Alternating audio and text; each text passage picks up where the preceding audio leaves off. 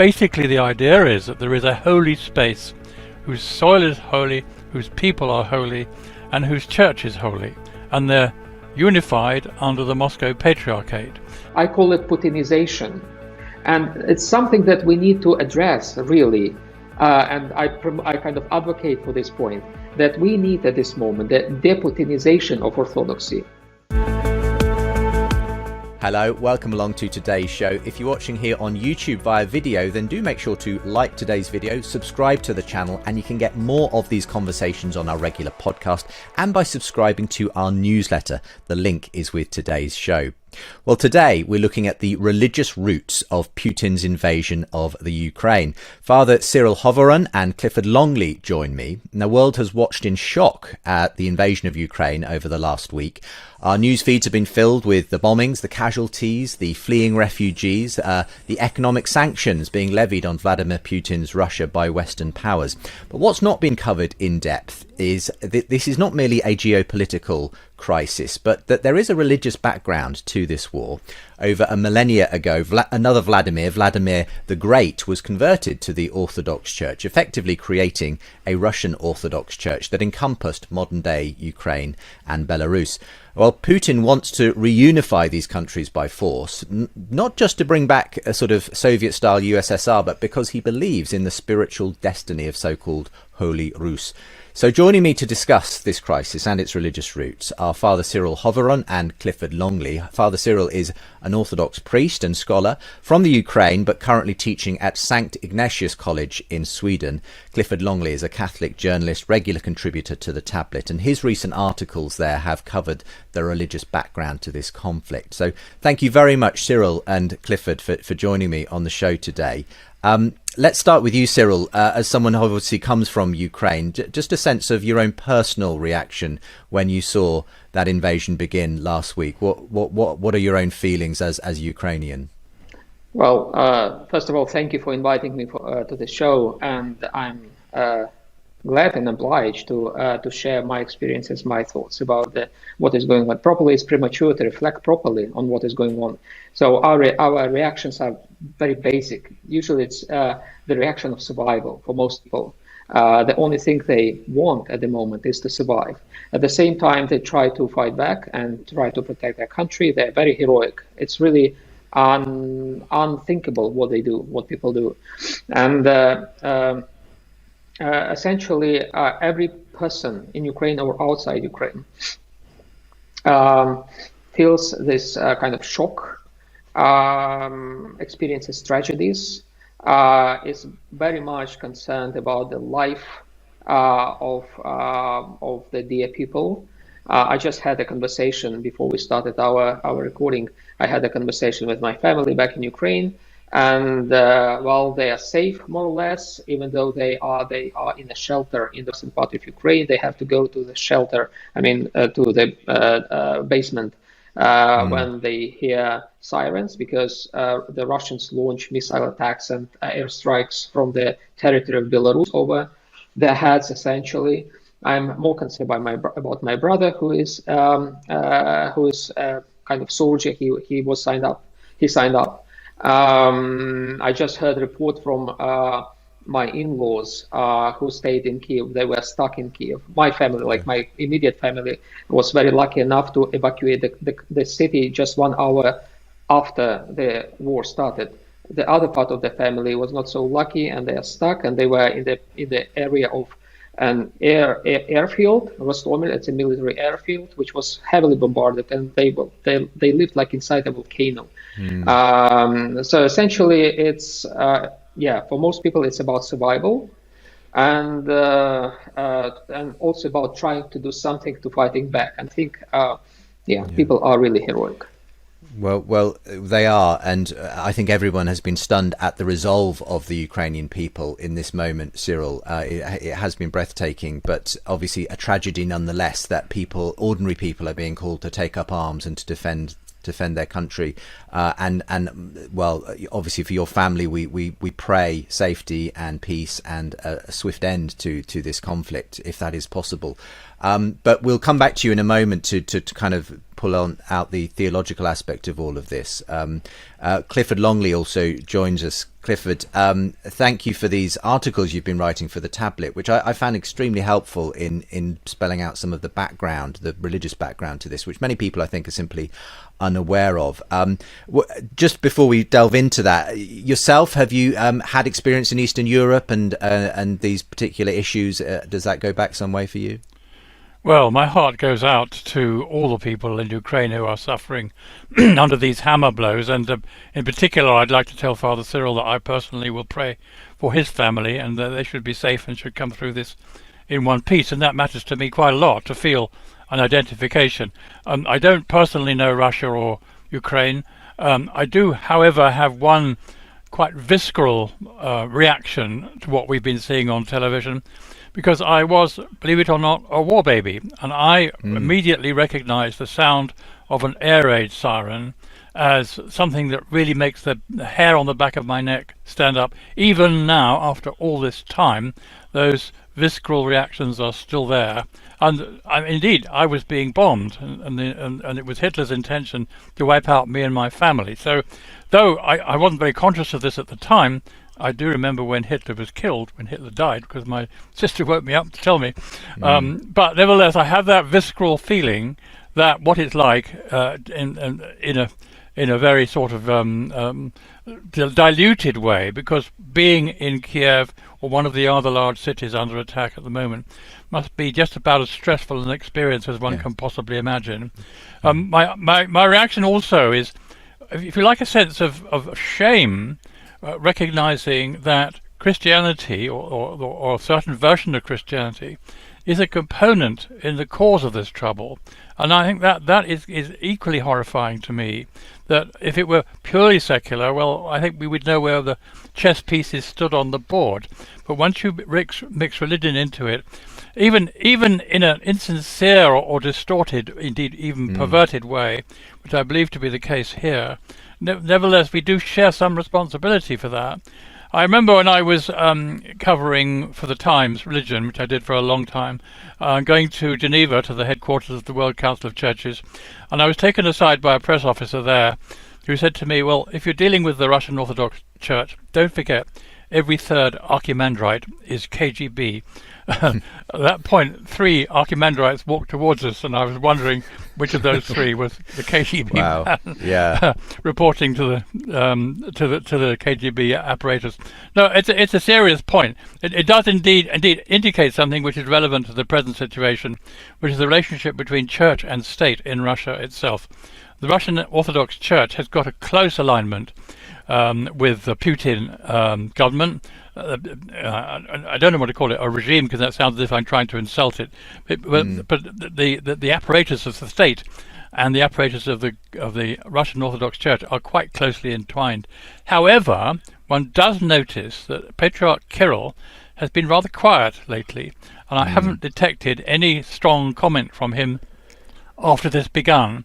We do know that the Church itself shares quite a lot of the theological or ideological basis on which Putin is acting, and there are various quotes on the record from leading Russian Orthodox figures in Russia on the subject of what Putin's been saying, that there is, as it were, a holy Russia, a mystical being, a mystical entity to which Russia and Ukraine and Belarus are held to share. And indeed, I'm not quite sure whether we can understand that in the West, because we don't have the same identification between land and soil and religious faith. We have had in the past. I think if you go back 100 or 200 years, you will find a close identification between the Church of England and the soil of this country. But I think that's very largely diminished to the point of disappearing. We don't have, therefore, that sense of identification. We'll come to sort of spelling out the history here in just a moment's time. Just to say, though, that obviously this show is being broadcast at a slightly later date to when it's being recorded. It's a fast evolving situation. What we can say, as of now, recording on Wednesday the 2nd of March, is that the Ukrainian people are putting up a much stronger defence of their country than we think Putin probably anticipated. But the situation obviously is still critical for them. The invasion is intensifying. And in an age of smartphones, we're seeing constant footage every day of people seeing their cities come under sustained attack, being forced to flee and so on. In fact, just earlier in the week, a friend of my show colleague Peter, Sergey, sent us these images, which we'll be able to show now, of the destruction and carnage in his own area, along with a message saying, "Hello, Peter, it's hard to write. As you know, there is a real war in Ukraine, especially in the capital of Ukraine, Kiev, where we live. Enemies with extreme hatred and anger bomb our city, destroy kindergartens, houses, surrounded and blocked the city. People are sitting in bomb shelters underground. Please pray for our family." At 5 a.m, a fighter jet was blown up over our house. Praise the Lord, it fell 3 streets away from our house, but it was so scary our children started crying from fear. We got in a car and ran out of the city to no idea where. Now a Christian family near the border are hosting us, but still we're not sure if there's any safe place in Ukraine. So that's just one message of many, you know, that could have been recounted, but this is a personal friend of the show who's getting in touch with that. I mean, this is the reality of the war that's being waged just at this moment. Perhaps though, perhaps we'll start with you, Cyril, on just explain to us something of this history.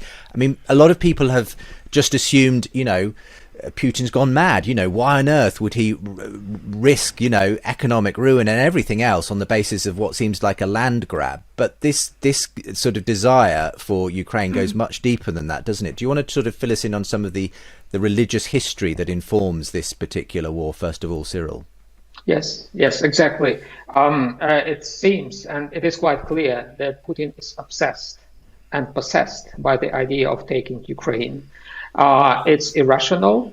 It's not pragmatic. It's against any pragmatism, any realism. He destroys his own country for the sake of retaking Ukraine, which is kind of increasingly unlikely, it seems. And one can explain this behavior only when one takes into consideration a non-rational, non-secular dimension, I would say. From the secular perspective, Putin is non-understandable, unpredictable. That's what puzzled many Western leaders, I think, because they could not read his mind, because they perceived him as one of themselves, you know, a secular leader with a pragmatic approach to things, but he is not. He is driven by a sort of metaphysics. I would not call it religion, really. It's really a sort of metaphysical outlook, which I believe to be dangerous. And it's really interesting and helpful in this situation to analyze this metaphysical outlook, where it comes from. Yes, there is a component of kind of traditional Christianity in it, orthodoxy.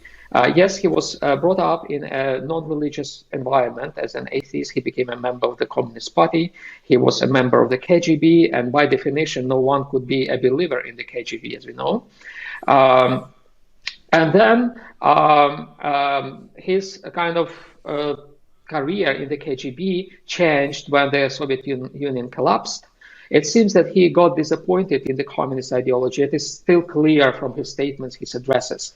And he became some kind of non-ideological personality. He had some experience of conversion, according to himself and the people who knew him.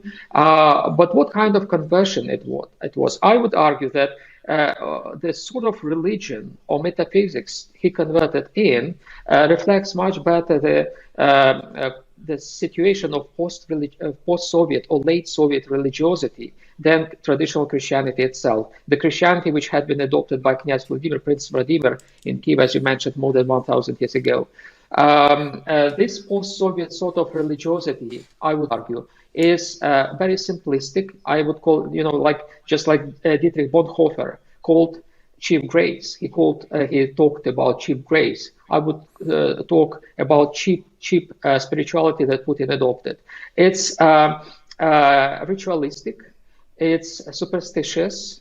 That's why people are amazed how much Putin observes, like numbers. It seems to be, it's crazy, but he seems to be very much in numerology. Like he started his campaign against Georgia on the 8th of 2008. And he started his campaign, the first troops were brought to Ukraine from the eastern borders on the 22nd of the 2nd of 22. So this kind of crazy numerology is very much embedded, it seems, in his spirituality. And also there are reports that he, consults all sorts of spiritual charlatans who are not really kind of priests or traditional Christians. So it's a mix of kind of post-Soviet metaphysics, superstition, and I would call it dualistic worldview. The worldview that sees the world in black and white. And for him, certainly, for Putin, the world he sees it's very quite Manichaean. It's dualistic. It means that there is a part of the world which is good, essentially good for him, and he believes this is Russia. And there is a part of the world which is essentially bad for him, and he believes this is the West. So essentially, his war against the West, because what he does in Ukraine is not just about Ukraine; it's about the West, essentially, about the conquering the West, about the retaliating the West. He wants to destroy it through Ukraine. Ukraine is used as a proxy, and for him, what he does in Ukraine, what he does against the West, we should remember, the poisoning in Salisbury. Of course, we need to remember all sorts of crimes against humanity, including on the American soil, like intervention into the election process and so forth. So it's a campaign. It's a global campaign, and for him, this is like a cosmic task, I would say. It's like it's a thing, a work with the cosmic dimension. Yes, he is a madman. But he is a calculating personality, and he is driven by this kind of worldview, which reflects what I've described. That's my take on him. It's incredible to hear that, and very much tallies with the article you wrote at the outbreak of this invasion, Clifford. Do you want to just sort of add a bit of the history there? Because I think for people to sort of get a sense of this what happened 1,000 years ago when Vladimir the Great adopted Christianity and so on, or at least the account we have of that, helps to inform what Putin has in the back of his mind when he launches this invasion. Give us a bit of that background. Well, a key phrase here is Holy Rus, R-U-S, and its center was Kiev for a long time, which is why Kiev is still so important to Putin now. In other words, Moscow, if you like, was a suburb of Kiev rather than the other way around. I'm not sure Moscow even existed 1,000 years ago, to be honest with you. So it's steeped in that kind of history. It was founded as, I don't think they had the concept of the nation state in 980 AD, if that was the right year, but it was certainly a unified entity. And I think you're quite right to say metaphysical or even mystical notion of the three parts of it being Belarus, Ukraine and Russia, and they were ruled by the Tsar, who had a special duty from God to protect it from its enemies, and its enemies were to the west. Indeed, to some extent, its enemies were Catholic. There were a lot of tension between the Poles, the Polish and Lithuanians, who are both Catholic nations, or were, historically speaking, Catholic nations, regarded as the embodiment of what was being threatening to Holy Rus. There have been wars, the territorial boundaries have changed, shifted here and there, indeed, and shifted again after the Second World War. But basically the idea is that there is a holy space whose soil is holy, whose people are holy, and whose church is holy, and they're unified under the Moscow Patriarchate. Now, the interesting question is, to what extent does this ideology, metaphysical ideology of Putin, chime with the understanding of the Russian Orthodox Church Moscow Patriarchate, and to what extent is he very much, as I think wouldn't be surprised to find, an outlier in terms of that ideology? I know we can find remarks by Moscow Patriarch spokespeople saying that there is such a thing as Holy Rus and it ought to be protected from its enemies, but I don't know that the whole package that you so eloquently describe, Cyril, is subscribed to by, shall we say, Patriarch Kirill. And I think that is an interesting question. Is there full support from the religious authorities in Moscow for Putin's attitude, approach, policy, outlook, and indeed policy? That's the key question now. Or is there in fact a tension between him and what I would have thought of as the much purer kind of Christianity that is represented by the Moscow Patriarchate? And now by purer I mean faithful to the gospel. I mean, aware of and obedient to the precepts of the Sermon on the Mount, say, which are not about assaulting your neighbour and damaging him. They're about suffering. They're about the sacrosanct nature of suffering, how it is, as it were, spiritualized, and therefore not necessarily to be regarded as in all circumstances an evil. And you can see examples in the Second World War of people who took an almost pacifistic line. One thinking of Bonhoeffer, for example, but who were absolutely resistant to Nazi ideology.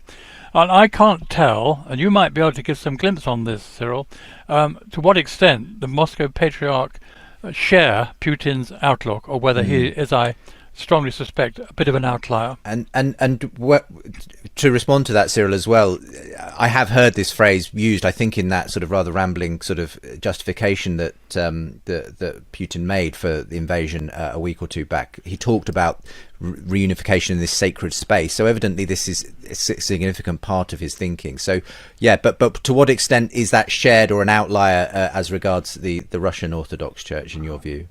Yes. Indeed, there is certainly a connection, to say the least. Well, I mentioned that Putin was disappointed when he left, the party and switched to another sort of activity. He became a kind of a member of the local mafia group in St. Petersburg.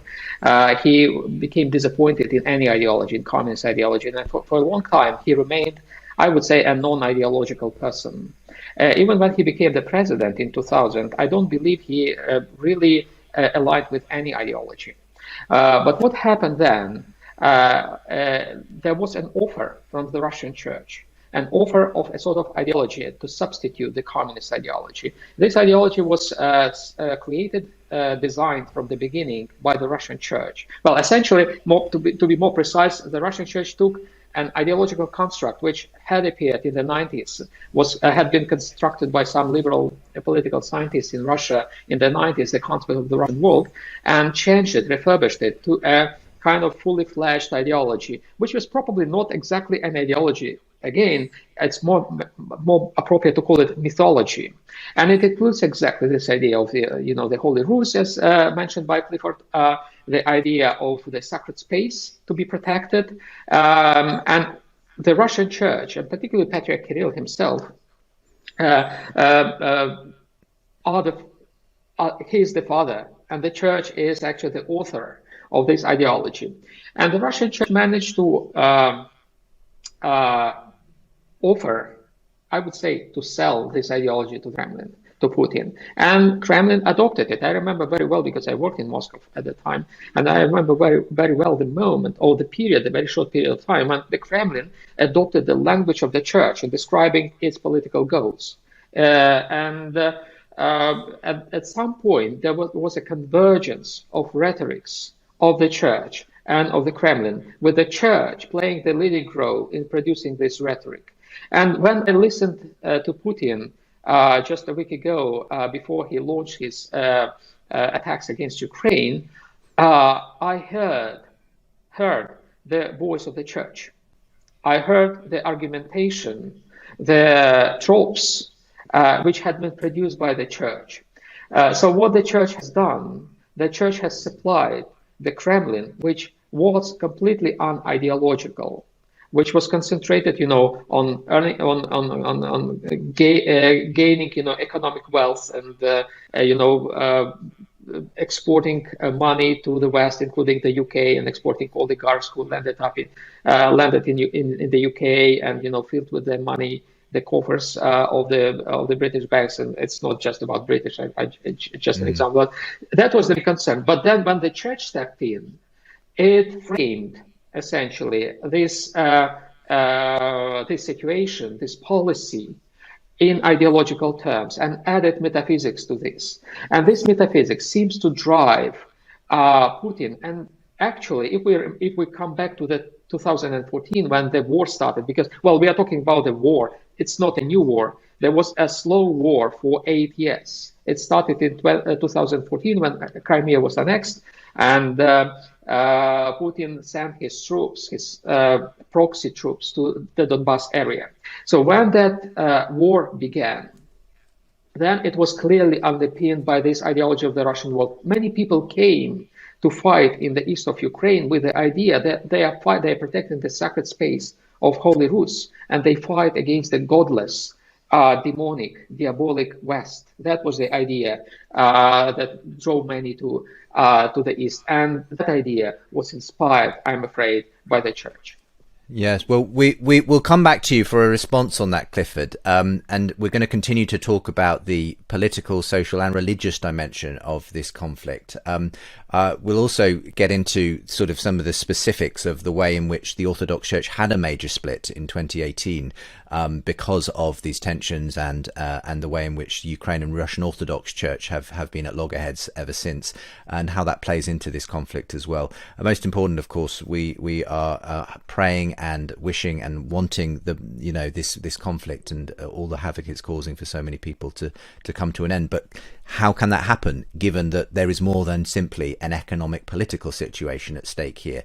We're going to talk about that as well. We'll be back in just a moment's time. Special edition of Unbelievable, responding to the Ukraine-Russia conflict with my guests. They are Father Cyril Hovorun and Clifford Longley. Can you hear me? Is this working? We've all got used to muting and unmuting ourselves in recent years, but in our confused and divided culture, when Christians feel nervous about speaking up, it feels like God has been put on mute too.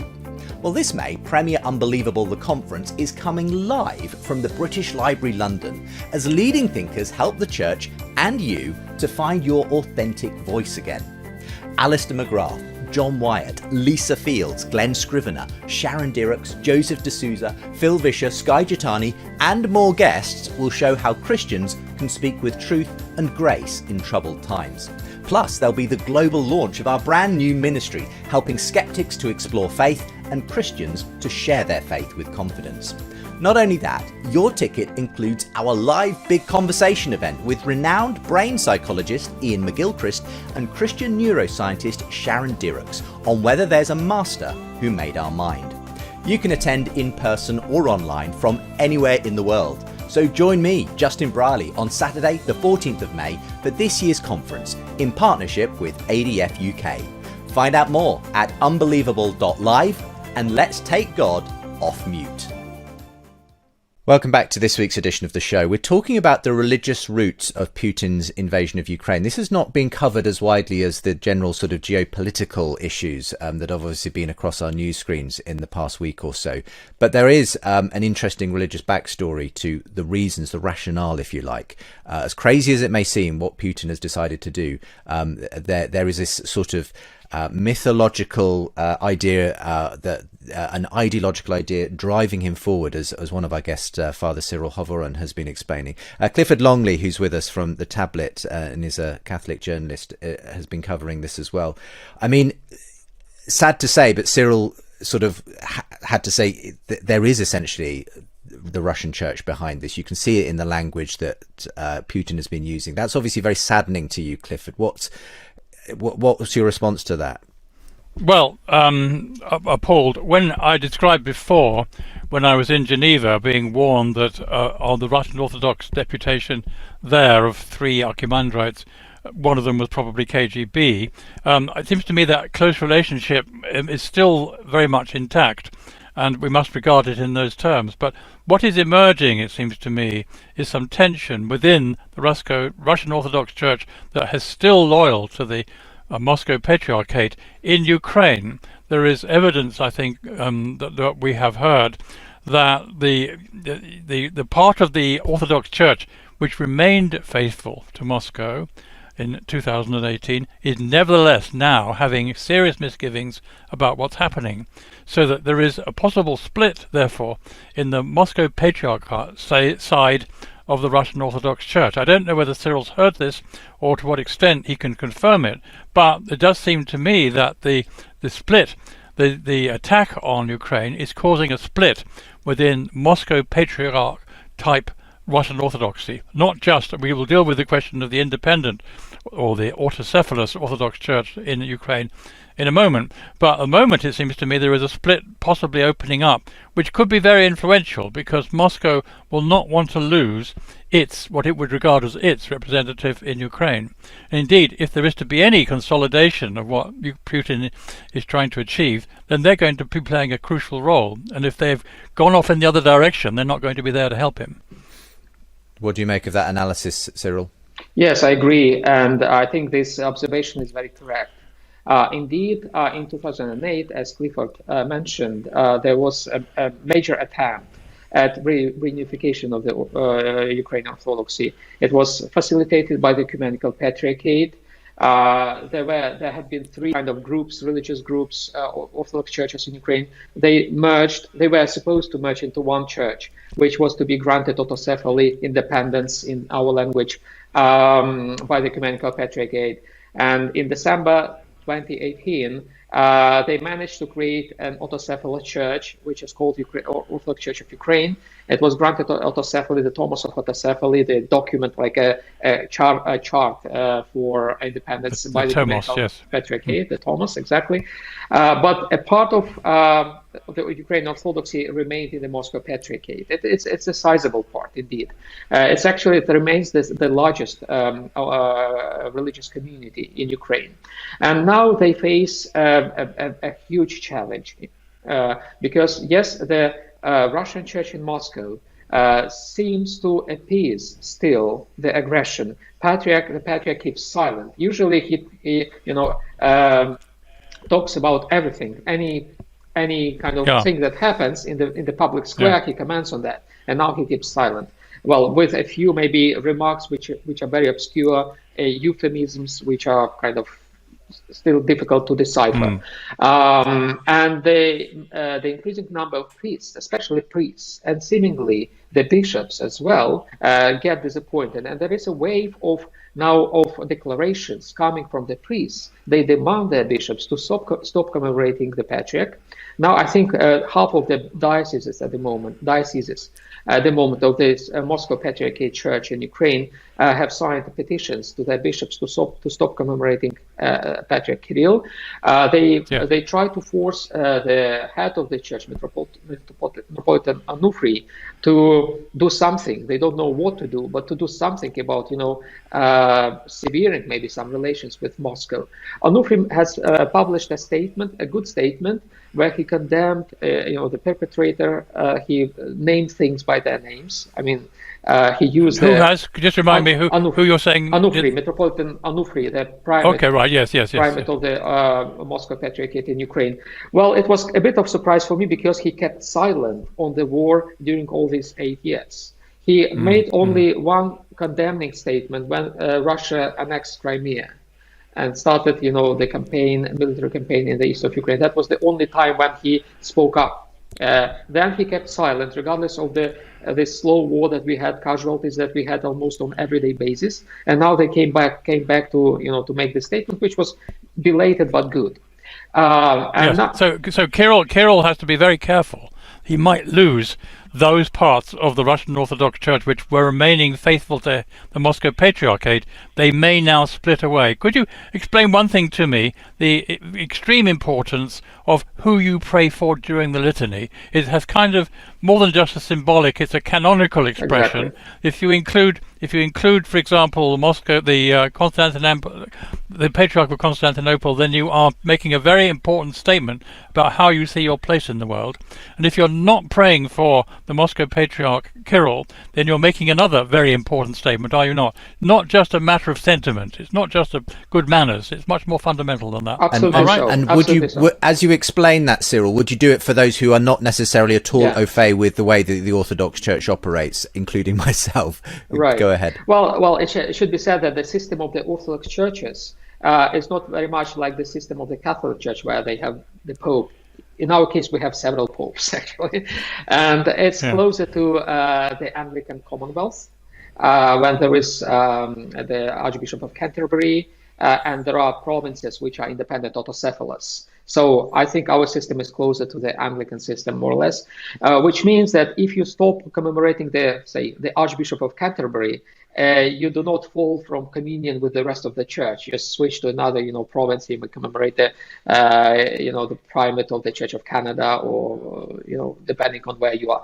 So in our case, if they stop commemorating like the Patriarch Kirill, it does not mean that they cut off themselves, from the Orthodox Church per se, but it means that they just leave the jurisdiction of Moscow and switch to another jurisdiction. And Ukraine is interesting that it's plural not just in the terms of religious groups, and indeed we are very plural and pluralistic society.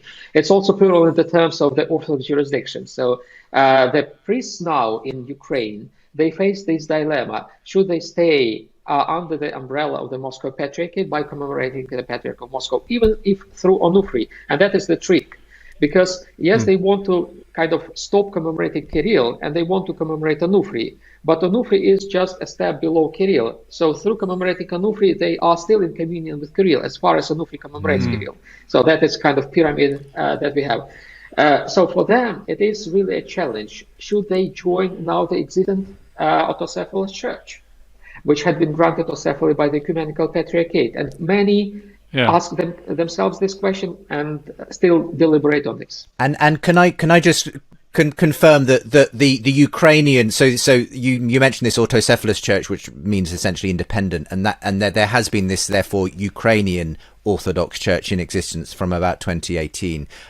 Where do you stand, Cyril? You are Ukrainian, but do you think of yourself as part of the Russian Moscow, if you like, Patriarchate Orthodox Church, or are you part of this autocephalous church? Well, I'm outside Ukraine and Russia anyway, so I'm in the diaspora, what we call the diaspora. And certainly what I care about most is to make people in Ukraine, priests in Ukraine, kind of to find for them a solution, try to help them to find a solution. This is really a very difficult dilemma for them.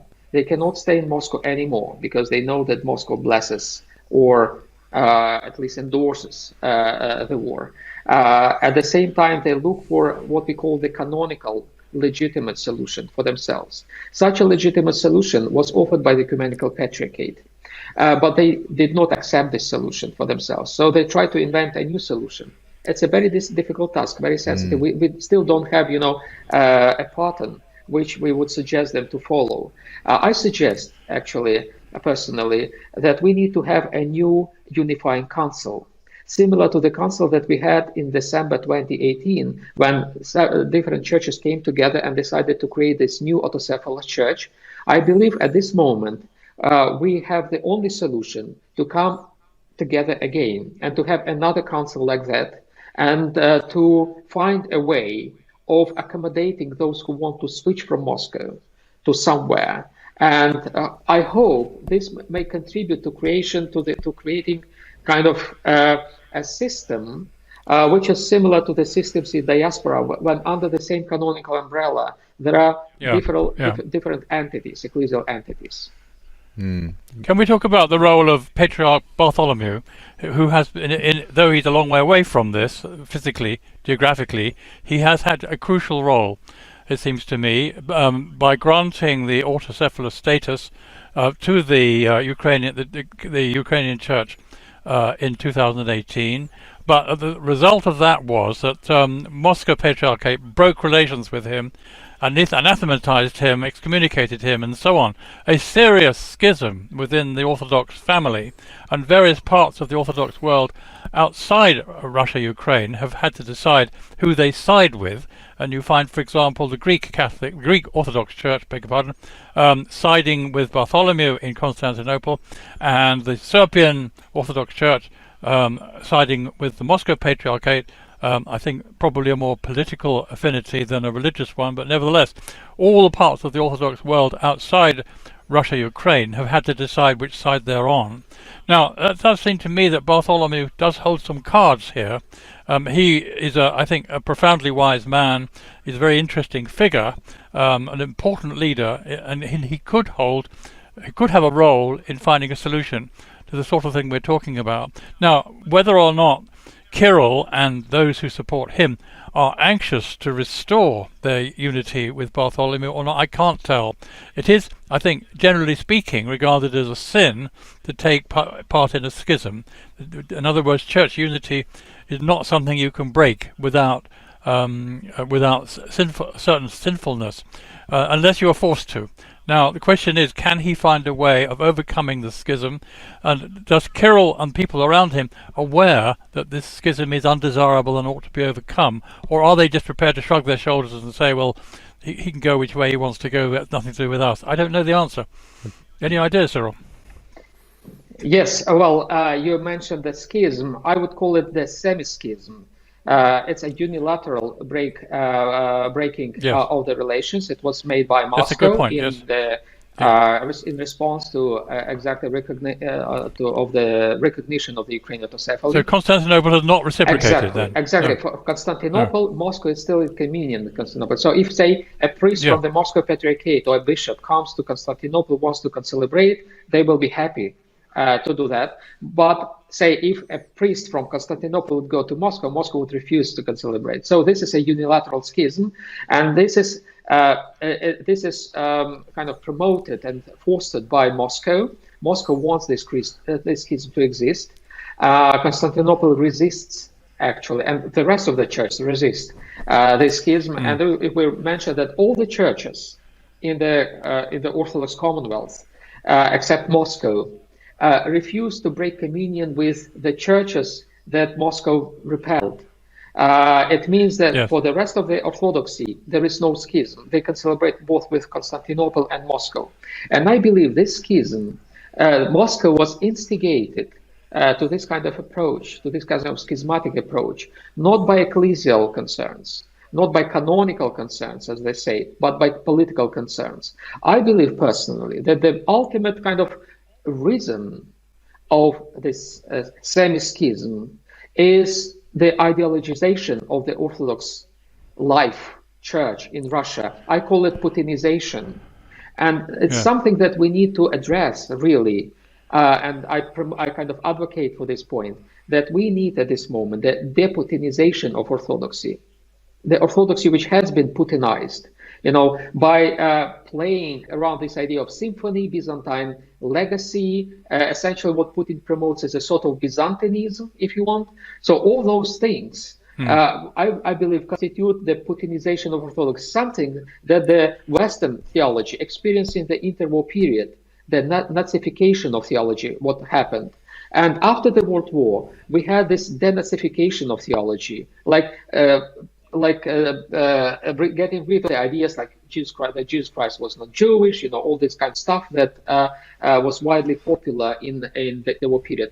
Now we have a similar process of deputinization of the Orthodox theology. If we manage it, I believe, then we will eliminate this schism. It's such an interesting point, this deputinization of Orthodox theology in Russia. How will that be achieved, though? Can the rest of the Orthodox Church have any influence on the Moscow Patriarchate, on Kirill? Yes. Do they, given the current semi-schism, as you call it, that exists, can they nevertheless still do anything to try and influence that church? Yes. It's a key question. Yes, I hope so. And by coincidence, I don't know.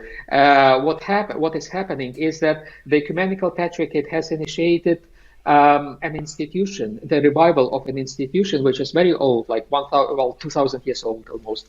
The institution of the Council of the Ancient Patriarchates, meaning the patriarchates which had been established in the first millennium, including, at that time it included Rome, but I don't believe Rome will participate in this institution right now. But certainly it will include Constantinople, Alexandria, Antioch, and Jerusalem, and the Church of Cyprus, which was also established in the 5th century.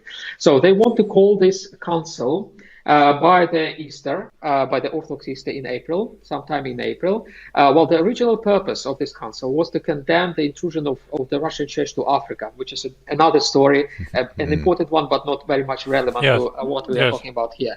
But this may be an opportunity for this council to address the situation in Ukraine, this deputinization of Orthodoxy. I think what can be updated in our legacy. In 1872, a similar council in Constantinople condemned what we call Philetism. Literally in English, it means tribalism.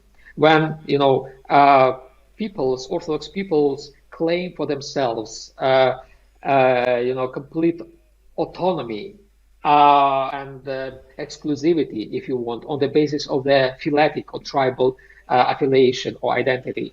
So that was condemned as heresy, Philetism. I think it's time now to condemn this Putinism as a sort of an update of the heresy of Philetism, and I hope this can be done very soon. Just pick you up on one point you've made. The earliest narrative you gave me was of the Russian Orthodox Church Moscow Patriarchate influencing Putin. But now you're saying it's the other way around. It's the influence of Putin on the Moscow Patriarchate. Exactly. It's reciprocal. Am I right? It's reciprocal. The moment you influence someone, you get influenced by, especially in the symphonic relationship that the Moscow Patriarchate has with the Kremlin. It is unfortunately reciprocal. Yes, the Moscow Patriarchate provides the Kremlin with the rhetoric, with the language, and instead it gets affected by the ideas, by the ideologies. It comes back as a boomerang. And do you feel, Cyril, at this point that, Clifford felt that Kirill had not been outspoken in support of this, but do you think there is actually that at this point Kirill and the Moscow Patriarchate is actually essentially supporting, endorsing, encouraging this war in Ukraine? I'm sure about that, unfortunately. Yeah. Cliff, given that, do you think that the West's current approach of sanctions and so on, and who knows when they might choose to get involved militarily as well at some point, depending on how the situation plays out, can that be the kind of way in which this gets resolved, given that there are these underlying sort of religious issues going on, which obviously kind of operate on a slightly different level to all of that, Clifford? That, I think, is a key question, whether the West has any influence really out of the outcome here. I think one of the things we've established is that the NATO issue is irrelevant. It's been used by Putin as a sort of immediate cause for occupying or trying to occupy Ukraine. But frankly, I think we'd be having a very similar discussion if it were not for the NATO issue, because something else would have provoked it, possibly the situation in Donbass, which has nothing to do with NATO. So I think the question is, does the West have any influence? I think in a funny sort of way it does, because it is there, if you like, of an example of how else to do things, of a different way of organizing a civilized society from the model they've got. And that's one of the reasons why I think Putin fears it, because the ideas that he would like to see embedded in society as the fundamental principles of it are challenged by Western ideas of democracy, freedom of speech, rule of law, and so on, none of which are, I think, compatible with what I've called Russian exceptionalism. Exceptionalism is a term you normally come across when discussing why we don't like the way America behaves, because Americans tend to assume that they have a special license to break the rules if it's in their interest to do so. But Russia seems to have adopted a similar principle, that the rules don't apply to Russia, or if you like, a greater good trumps those lesser considerations of the rule of law, democracy, freedom of speech, etc. Now, I think that the West example is a very powerful one in the longer term, and I think most people in Russia are aware of it, but they may not want it, but they are well aware that there's a different way of organizing society from the one they're used to, and a freer one, and I would say a more natural one, where humanity can flourish more. Now, I think that another question that arises, therefore, on this connection is, does Western Christianity have any influence or role? It can certainly offer friendship, and you see an example, for example, of the way in which refugees are being greeted in Poland. Very many of the charities that have mobilized themselves are Catholic charities, Christian charities. The same thing, I think, is true in the other countries where large numbers of refugees have arrived or are going to arrive. Now, that's an important act of mercy, an act of compassion towards people who are desperate for help. Does it have any wider influence? Well, I think it increases the sense of westward-looking sentiment in Ukraine. In other words, what Putin is trying to achieve is to pull them to the east.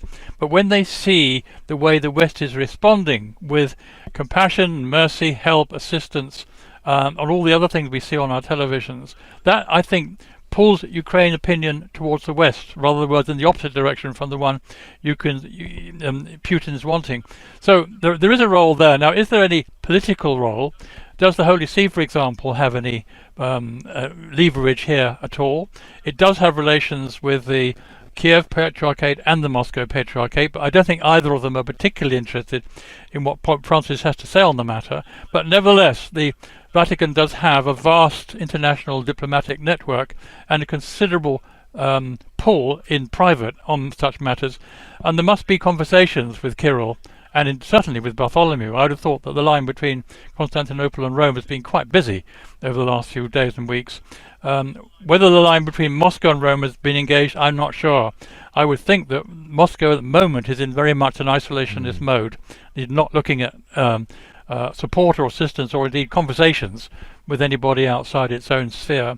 But in the longer term, if we're talking about a month from now, then this may change, and it may well be that some coordinated action, we may or may not know about it, because let's say the Holy See diplomacy is almost done very privately.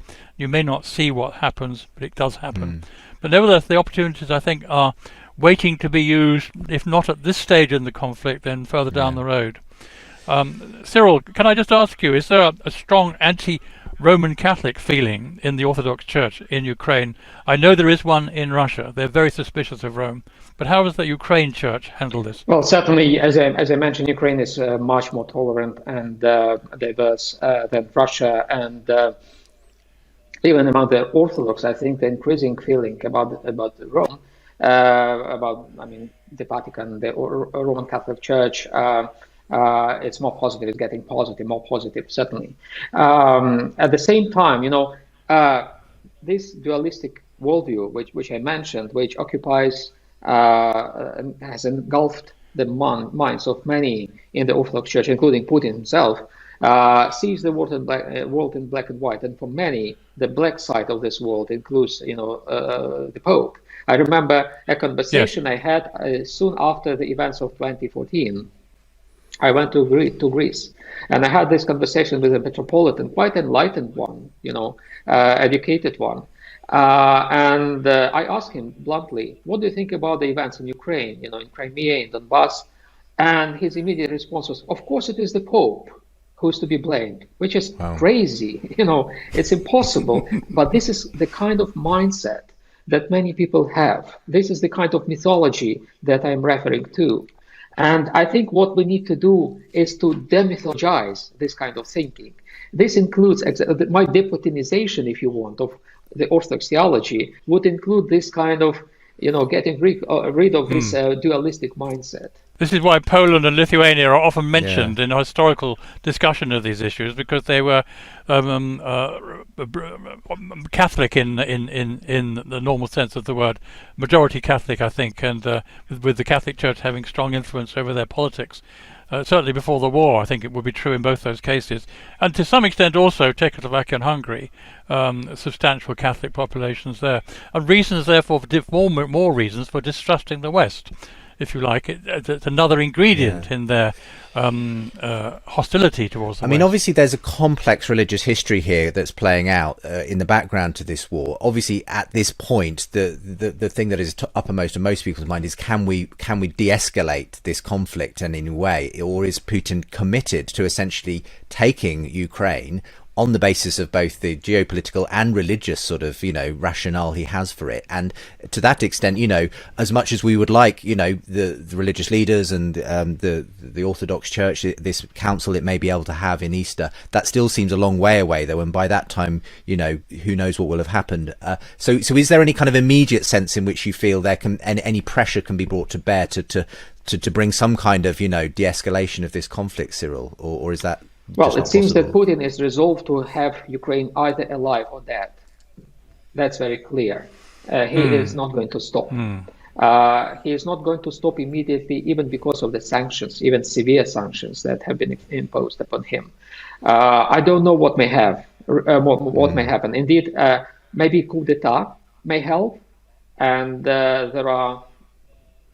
In Moscow, you mean? Yes, of course. Yeah, if his praetors could, do something about him. If the army gets fed up with with the role it's being asked to he's play. suicidal. And people say... One can almost imagine a sort of Bonhoeffer-style situation. He was obviously involved in that plot to assassinate Hitler. Exactly. Yeah. And what else can interfere? What other power in this world can help? I don't know, except God. That's why, in Ukraine we have those chains of prayer. Now they are virtual mostly. People come together and pray for the peace, and that is kind of resolve. I don't know what else may happen, may help. There is one possibility I'd mention too, and that is that Ukraine might be divided between Western and Eastern Ukraine, and that there might be, as it were, a demarcation line between these two. It was the plan. It was the plan in the past. Nowadays, it seems that Putin wants to take the entire country. He bombards, every single part of Ukraine in the west. Like my family is just like 5 kilometers to Poland, to the Polish border.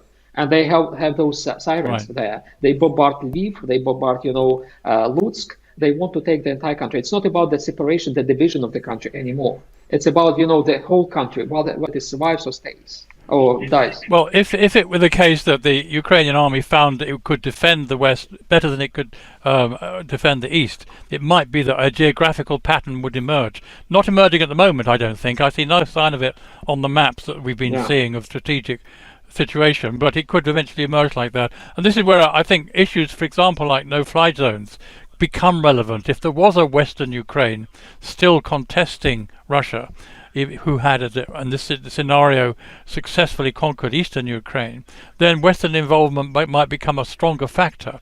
And it's not just a question also of fighter jets, it could also a question of drones. And let's face it, we don't really talk about drone warfare much, but it's a very important factor in this.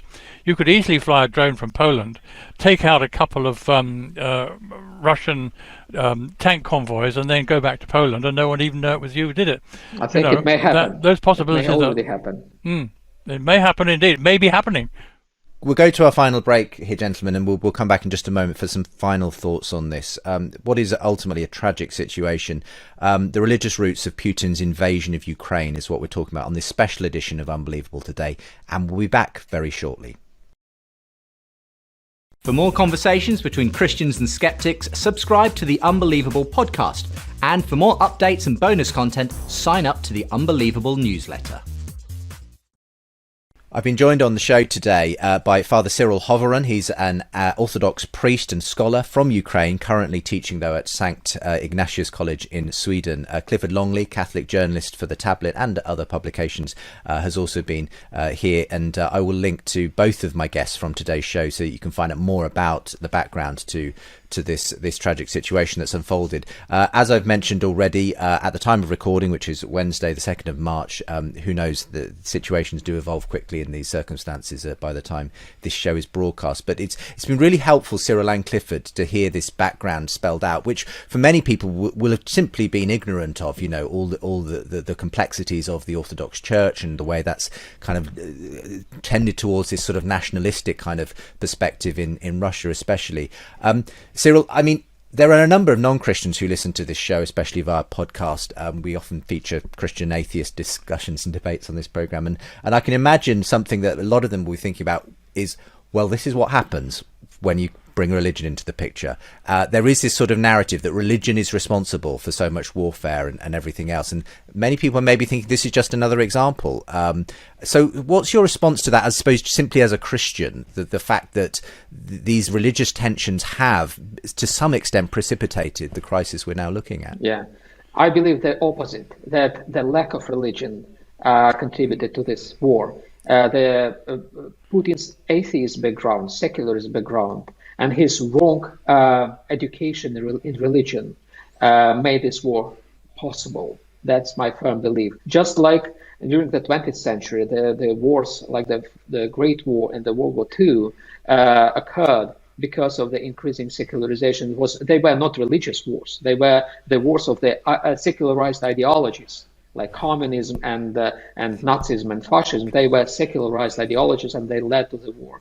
So I think it is not completely correct. It is not helpful to consider this conflict as instigated or inspired by religion. The war is underpinned by bad, wrong understanding of religion, or by abuses of religion. And this war proves that proper, good religious education is the must, is necessary. Sometimes I also say that it also proves that humanitarian education is the must in our universities. Putin doesn't have a proper humanitarian education. He plays like a historian. He almost behaves like a professor of history, and his history is nonsense. It's very unprofessional, unscholar. He reproduces crazy ideas, and this is the result of his lack of proper humanitarian education and his lack of proper religious education. The solution is not to get rid of religion. The solution is to have good humanitarian and theological education. That's my firm belief. But given that he does have this mystical view of a holy Rus that needs to be unified, and that it does have this religious dimension to it, we know that it will be difficult to persuade him out of that. To what extent is that perception shared by the rest of his people, or would you say he really is an outlier on this, and certainly his approach to making it happen is certainly yes, in exactly. the extreme? He enjoys a huge support still. There are some surveys that measure his support among the Russians. It is still extremely high. Like his support after the first week of the war dropped only by 10%. Imagine, like 7% of people still believe that he's right. What he's doing is correct, is right.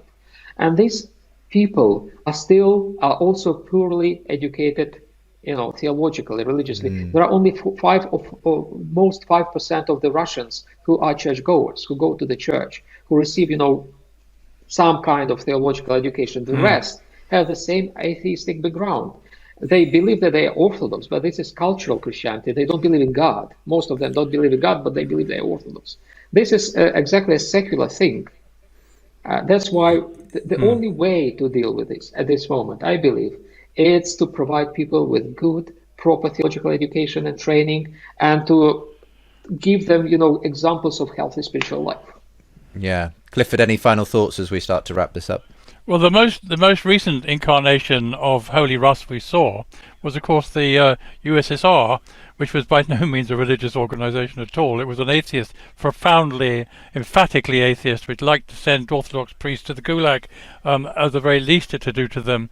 So, I mean, I don't know that you can necessarily say that religion is at the root of this problem.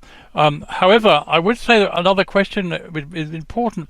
The Western Europe secular mind doesn't make it very, very comfortable with the idea of religious identity. National identity and religion are very strongly unified in the kind of ideology we're talking about. We're not used to that in the West. We tended to sever the link between national identity and religion. When we come across it, therefore, we're a bit perplexed by it and tend to dismiss it. In fact, I think it's a very powerful factor, historically speaking, and in most other places in the world. The Western European mind is not normative of human nature in particular, so we're easily going to misunderstand it when we see a manifestation of it.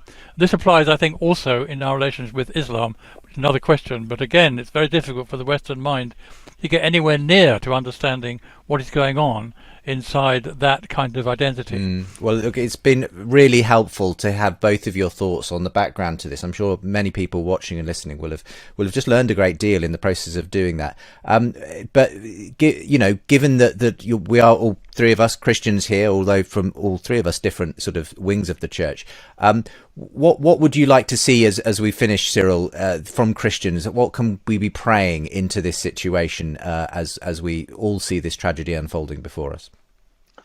Yes, I think this war provides us with an ecumenical opportunity, if you want. We may put aside our differences, we may pray together, and this common action of praying together for peace and helping each other in this situation, helping like refugees. It's a huge humanitarian crisis now. Helping people who are in need. Sometimes even just by moral support, by uttering a good word, a word of consolation may help. And this I hope will bring us together. This will help us to get closer to this ecumenical goal.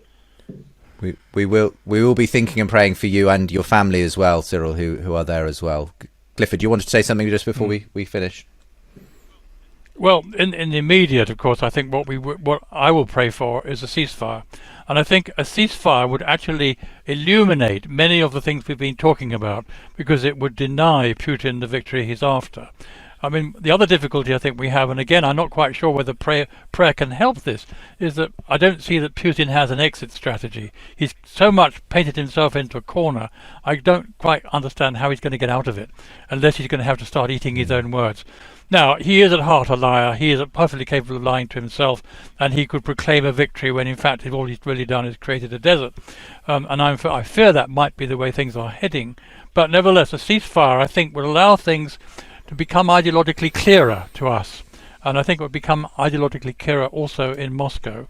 And I think they would then realise that they're heading down an absolute cul-de-sac that leads to nowhere. We will leave it there. Thank you so much for your time, both. I appreciate how busy this time, especially for you, Cyril, is being as you try to respond as well at a personal level to what's going on in your home country. But Clifford and Cyril, thanks for being with me today. I agree with that entirely. Thank you, Justin. For more conversations between Christians and skeptics, subscribe to the Unbelievable podcast.